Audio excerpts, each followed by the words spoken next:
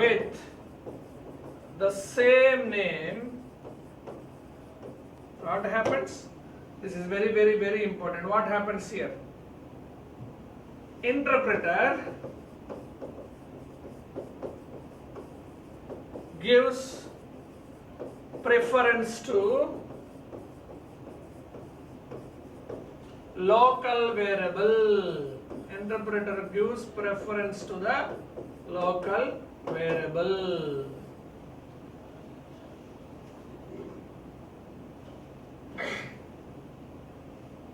Yes, that is the very, very, very important point. Good, that's it. Okay. Yeah. Enough.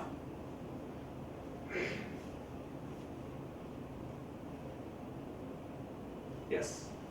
No. Let us look at this example. I'm moving to explain to you the problems, okay? The applications of the concepts what we discussed so far. A is equal to 1, 2, 3, 4, 5, it's a sequence. 5 in A. Answer is true, yes, 5 is there in the list A. Answer is true. Next one is 10 in A. 10 is not there in this list, so false. Next, how can you, yes, another way of writing this. For I in hello, you can write this is the new way of notation.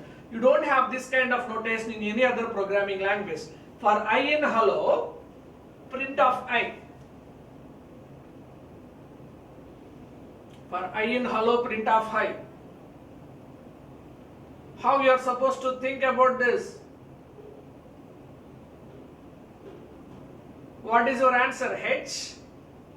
Next line E. Next line L. Next line L. Next line O. Print returns. The character and cursor will wait in the next line. Okay. How can you think of about this memory? Okay. This is your memory. This is the memory. H E L L O. Initially I pointed to here. Okay. Yeah. For I in hello, print of I. Next I will go here. Next I will go here. Next I will go here. Next I will go here. Like that. When I starts here, it prints H. Okay. Next prints. Next iteration I move to this E. Next iteration L. Next iteration L. Next iteration O. Okay. This is what is the output. Very, very, very important. Loop over string. What is this concept? Loop over strings.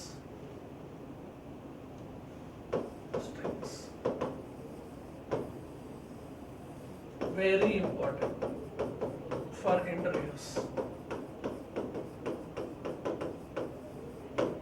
Let us think, if you want to do in C language, you need to do more hard work for this. Okay. Now, true is true. So answer is true. What can you say about in is membership operator?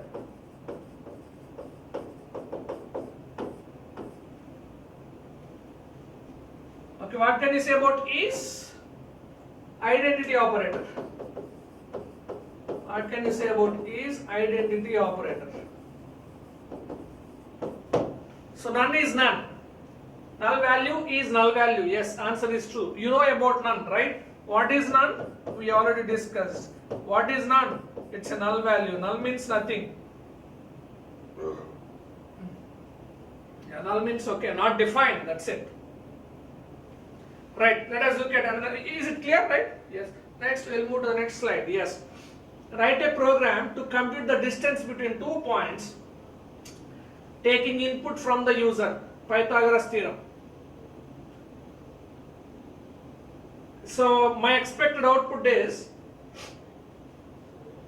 enter x1 value 2, y1 value 4. You know already this, right? This is your coordinate system. X1, y1, 2, 4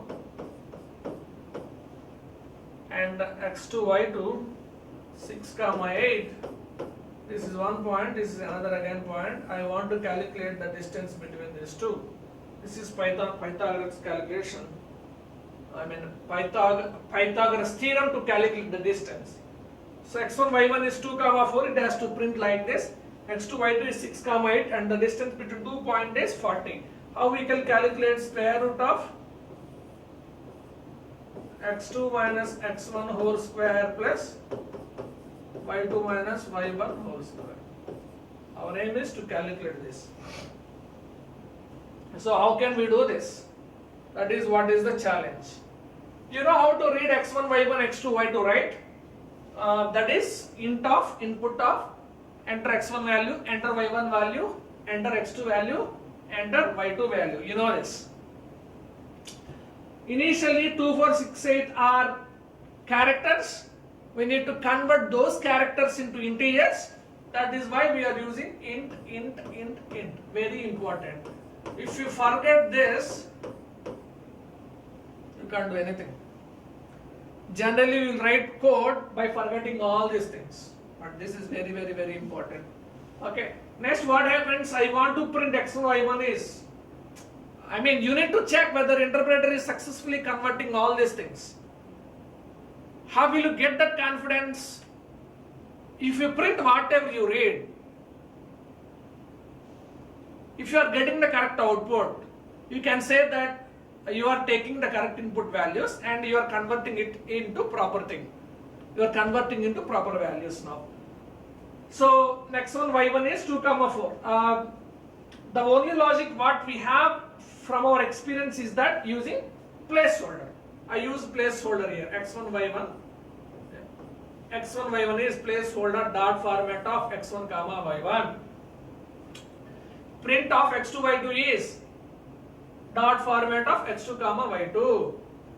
You can also use placeholders like this. Next, what I did was that this is function definition. Okay, the functions are defined with the def keyword, function name, followed by brackets, inside parameters, followed by shift colon, followed by colon. Okay, so this is function definition. Whenever interpreter sees function definition, it will not execute it. Okay, it will not go inside of this. Okay, then so it comes here. Then what it will do? K is equal to distance of x1 comma y1 comma x2 comma y2. We already have this. We already have this values. Okay. Now what is this actually? This is an expression. This terminology is very important. This is an expression. What happens in this expression? How this expression gets evaluated? First, right hand side. What is there in right hand side? In right hand side you are having function call. This is function call. In right hand side you are having function call. Right hand side you are having function call. Whenever interpreter sees this, it searches for its definition. Then interpreter changes its direction, it will go for its definition. So what happens here? x1, y1, x2, y2, those gets transferred from here to here. What are those two? 2, 4, 6, 8. Okay, yes. Square root of x2 minus x1 whole square plus y2 minus y1 whole square. So to calculate this first, the difficult task is you need to have the square root. We discussed square root in one concept. In prime numbers program, if you want to calculate whether the given number is prime number or not, you need to perform the division up to 2 comma square root n. In that case also this program is helpful to you. How to write the square root n? Okay. So in Python, we are having the predefined function called as square root. Okay, square root, which is there in the, this is method which is there in the math class. So import math class. How can you call that method? By using class name dot method name. Math dot square root of. This must be there to execute this square root method. Okay, right? Math dot square root of x2 minus x1 whole square. How can you write this? x2 minus x1 whole square. How can you write this? x2 minus x1 star star 2, like you can write. Yeah, that's what I wrote. Exponential operator. Similarly, plus y2 minus y1 star star root star star 2. Okay, like that I wrote. It's very simple thing, no? After that, what I am doing, excuse me, what I am doing, I am returning that value. What is that value? That value is d. So d is having the square root of x2 minus x1 whole square plus y2 minus y1 whole square. That value gets returned. Return statement, you know the return statement, right? You know the return statement, return d. This value gets returned to where function is called. Okay? Where function is called. In this place, this function call gets replaced with the value of, what is that value? That value is 4.0. Replaced with the value 4.0. Now what happens? 4.0, right hand side value gets stored in the left hand side variable. Now k gets the value 4.0. Now the distance between 2 points is k gets printed 4.0. This is how it gets executed. Let us see again. Listen carefully. If you have any doubts, you can ask me now itself. To calculate the distance between 2 points, formula is square root of x2 minus x1 whole square plus y2 minus y1 whole square. Okay. For that, what are the variables in that? You are supposed to have x1 comma y1 comma x2 comma y2. Okay. Let us try to read those values from the keyboards. x1 is equal to int of input of enter x1. y1 is equal to int of input of enter y1, like that we wrote. Okay, we need to check whether we are converting it properly, or x1, y1, x2, y2 are having the proper integer values or not. How we will come to know? Let's try to print using placeholders. Okay, you wrote that code. Okay, after that you check up to that, you run up to that, then you will get the confidence. Right? This is the best way of doing program. You run the program module by module. Don't try to run your program after writing entire your code.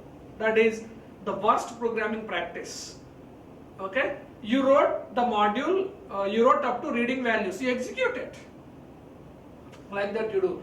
Next, what happens? I used a function to calculate the distance. For that, I wrote a function, distance of x1 comma y1 comma x2 comma y2 as an expression in assignment statement. So this is an expression. First right hand side expression gets evaluated, first right hand side. This is function call. Whenever it sees, it searches for its definition. This is, what is its definition? Yes, definition x1, y1, x2, y2 values gets passed to that.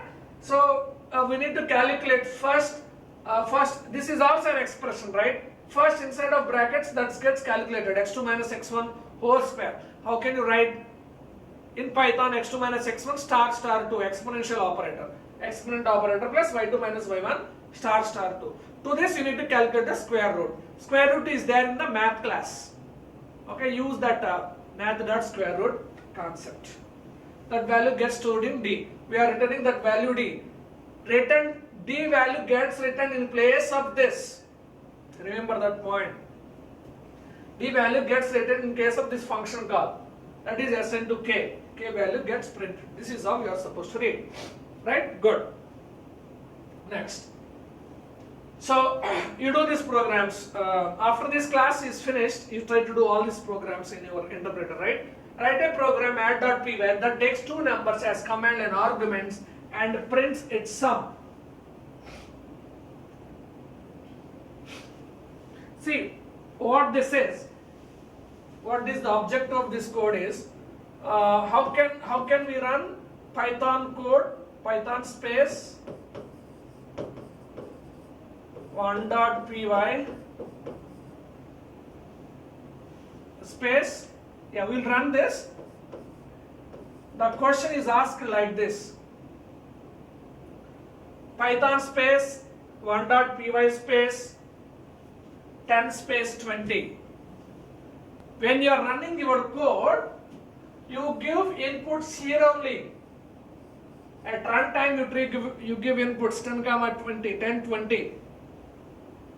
This 10 20, your program should read this 10 20 and it has to calculate the sum of 10 comma 10 20 like 10 plus 20 and it has to give the output like 30. That is what is the objective. That is what is the objective. Right now, is it clear? So, I'm explaining to you again. Let me come to this. Generally, we will write Python space file name. Suppose, what is that file name? 1.py. This is the way how we will give 1.py, which is there in any folder as an input to Python interpreter for running your Python script. Are you getting my point? Don't get confused. Your Python script is there in 1.py. You want to take this script as an input to the interpreter so that it can able to run. It can able to execute your code line by line. At this time, let us try to give the values 10, 20 as inputs. Yes, we can also give like this. This kind of giving is called as very, very important in interviews. Command line arguments. What are those? What are those? Command line arguments. Command line arguments. Command line arguments. In C also we have command line. We are giving these inputs in command prompt. Okay? Yeah, in command prompt. And we are also giving these inputs at runtime.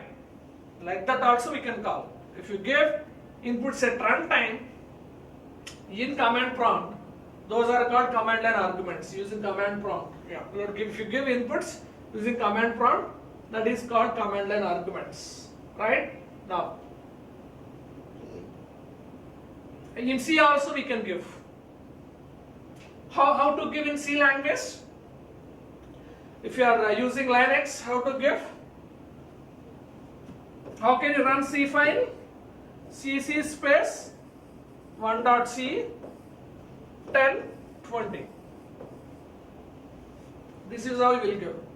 C compiler. For C compiler, yes, for C compiler, if you give 1.c as an input, it compiles it. Before that, it is giving two inputs to your program, 10, 20. Right now. So, to take this, your Python program should have a package called as import sys. What is that? Import sys. System. Import system.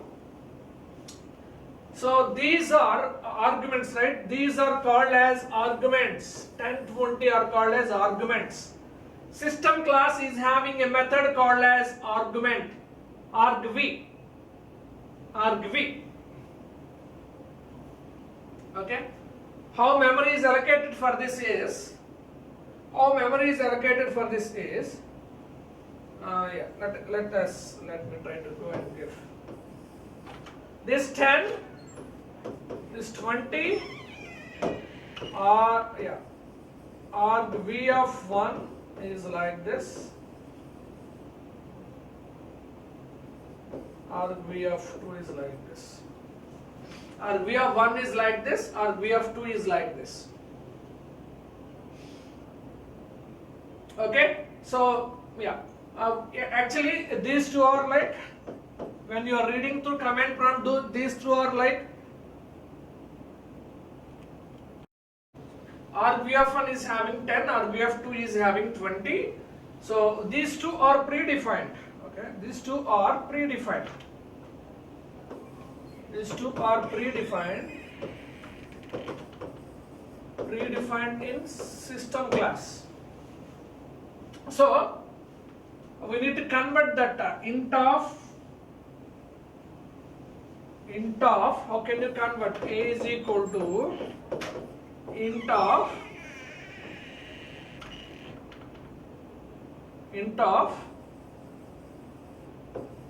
sys class name dot arg v of 1.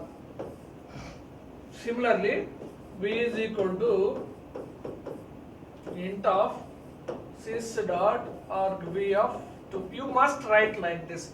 There is no other option.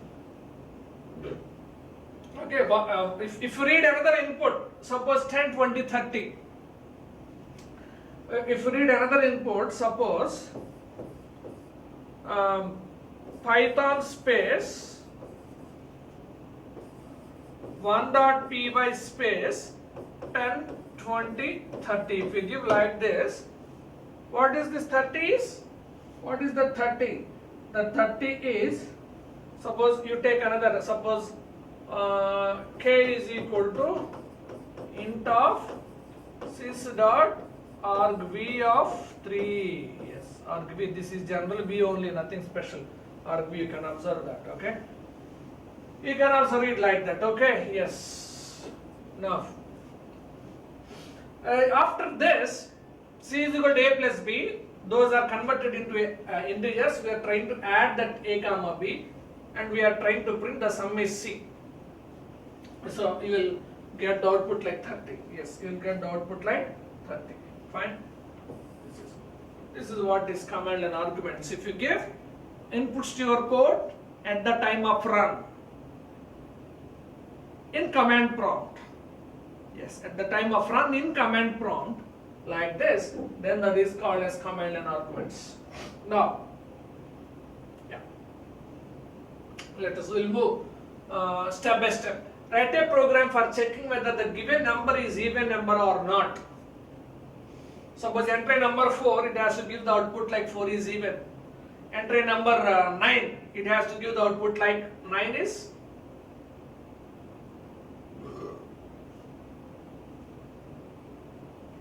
9 is odd. Similarly, 5 is also odd. Right? How can you do that? So enter a number, I am entering the number. Okay?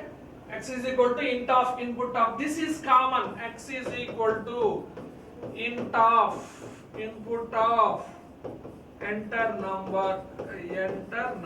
This is common. Okay. Print of x, I am trying to print that. Suppose I entered like 9. Okay, so 9 gets printed. Okay, here x modulus 2 equal to 0. 9 modulus 2 equal to 0. No, it will not enter into this else part. So 9 is odd. What gets printed?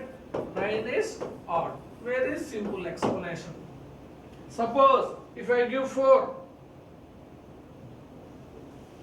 x is equal to 4. Okay, print of x, 4 gets printed. Now 4 modulus 2 equal to 0, true. It prints flower brackets is even dot format of x. What it prints? It prints 4 is even. That's it. Very simple example. But to write that in Python is a challenging task. Okay, that is what is the problem in any programming language. Right now, next. Yes, look at this. Look at this code. Using a for loop, write a program that prints out the decimal equivalents of 1 by 2, 1 by 3, 1 by 4 up to 1 by 10. So your output is 0.5, 1 by 2 is 0.5, 1 by 3 is 0.333. So 1 by 4 is 0.2, 1 by 0.25, 1 by 5 is 0.2, like that. Now, how can you print that? This is to work with fractions. Yes, this is to work with fractions. You are supposed to import fractions. You are supposed to import fractions. Okay, so for importing fractions, yes, let us try to look at this. For I in range of 2, 11, that means you are having the list, you are having the sequence 2, 3, 4, 5, 6, 7, 8, 9, 10. This is what is your thing. X is equal to fractions dot fraction of I. X is, look at this. X is equal to fractions dot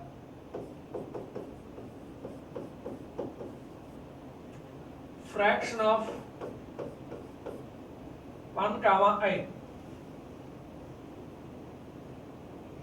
What is its meaning? Fractions is a class capital F. This is a method in this. What it returns? What this function returns? If you give 1 comma 2 as input to this, it gives 1 by 2, which is equivalent to 0.5. It returns to X. It returns to X. That is what is. If the input is 1 comma 3, which is equal to 1 by 3, it returns 0.333. Very simple. It automatically does that. That is predefined in the Python. Okay, remember, fraction, unity import fractions, fractions dot capital fraction of 1 comma I. In fraction, first letter F is capital. Okay, print of float of X. It prints that.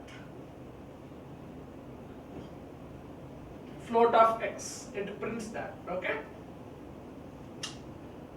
Float of X. Okay.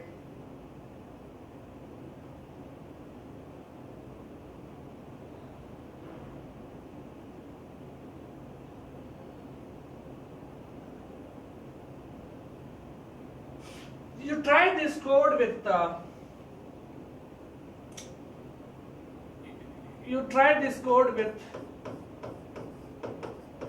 print of X other than giving float.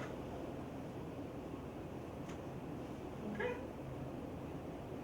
right? Yes, that is what is the important thing, right? Clear? I think all these things are possible by giving this float value. Float gives the exact point values also. Okay. Yes. Yes. So because of this float of X, float of 1 by 2 is, yes, this is very, very important point.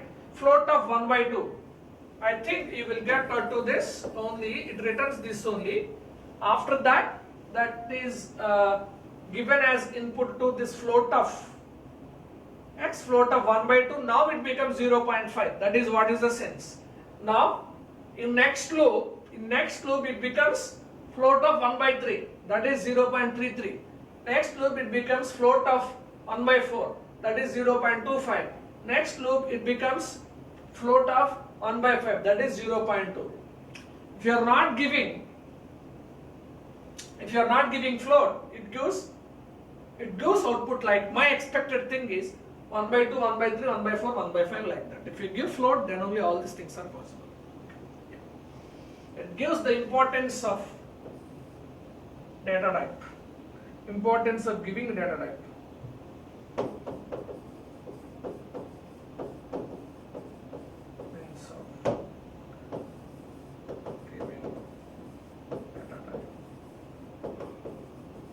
This program gives you the exact idea of giving data types.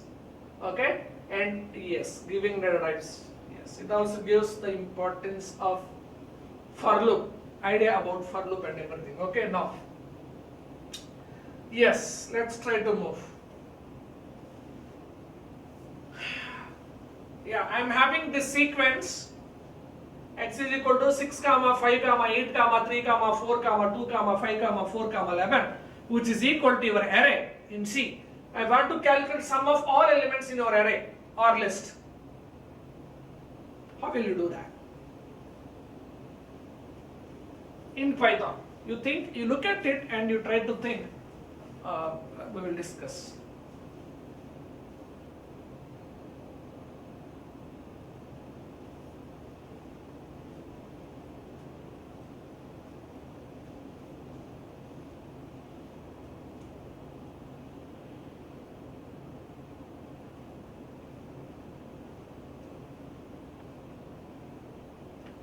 Yeah, let's try to work out with this.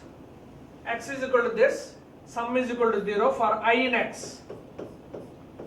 I in X, that means 6 comma 5 comma 8 comma 3 comma 4 comma 2 comma 5 comma 4 comma 11. So initially I is 6. Sum is equal to sum plus I. So now sum is equal to sum is 0, 0 plus 6 initially. Sum content 0 plus 6. Loop repeats. Loop repeats. Loop repeats. I becomes 5. Now your sum becomes sum plus I. Sum is already this. 5 gets added to that. 5 gets added to that. Next, what happens? Loop repeats. This is how you are supposed to trace. Very neatly you can trace. What is our latest sum value? 0 plus 6 plus 5. Now 8 gets added to this. Okay. Next, again loop repeats. What this is your latest sum. To this what gets added? Plus 3 gets added. Again loop repeats. This is your latest sum. To this what gets added? 4 gets added. Again loop repeats. To this is your latest sum. What gets added? 2 gets added. Again loop repeats. What gets added? 5 gets added to this sum. It becomes plus 5. Like this, it is going to have finally after your sequence over. So your sum is 48. It gets added to that. It gets added to that. Next, what happens? Let's see. Next, how many are there? Let us see how many are there. Okay, we'll see all these things on tomorrow's class. Blood. Yeah. Yes, you try to look at this. Write a program using a while loop that asks the user for a number and prints a countdown from that number to 0. If I give 7, it has to give the output like 7, 6, 5, 4, 3, 2, 1, 0. If I give 10, it has to give like 10, 9, 8, 7, 6, 5, 4, 3, 2, 1, 0.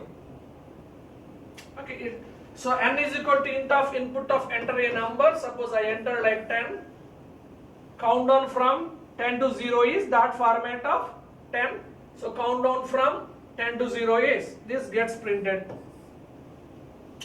While n greater than or equal to 0, that means 10 greater than or equal to 0. That is true. Print of n. What gets printed?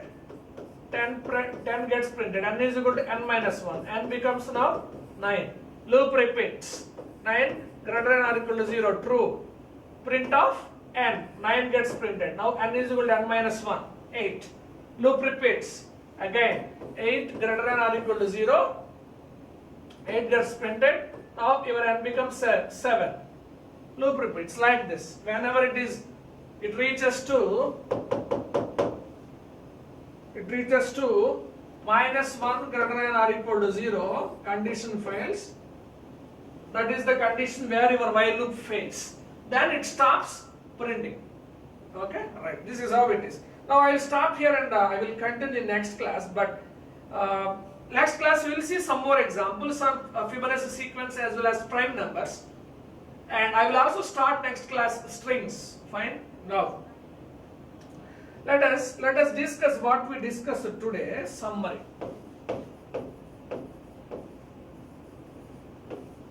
I started the discussion of today's class. We worked very hard regarding the global memory actually. We discussed about global memory with the global keyword. We discussed about this. And we also discussed about import math. We also discussed about math dot square root. Okay.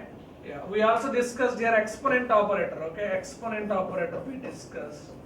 Star star. And we have also discussed import fractions method called as fractions class. We also discussed a method inside of this fraction class, fraction dot fraction of 1 comma n. After that, suppose if I assign this to x, importance of float of x. This is super. This is type conversion actually. Type conversion. If you really think, this is type conversion. Okay.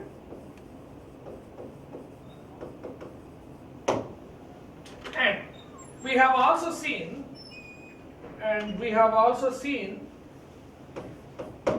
for loop example, loop over sequence. With sequence we have seen, and I have also discussed with you while loop. Okay, this is what we discussed. Okay, these concepts includes what we discussed in your entire Python course so far. Okay, so thank you. I will stop here and I will continue next class.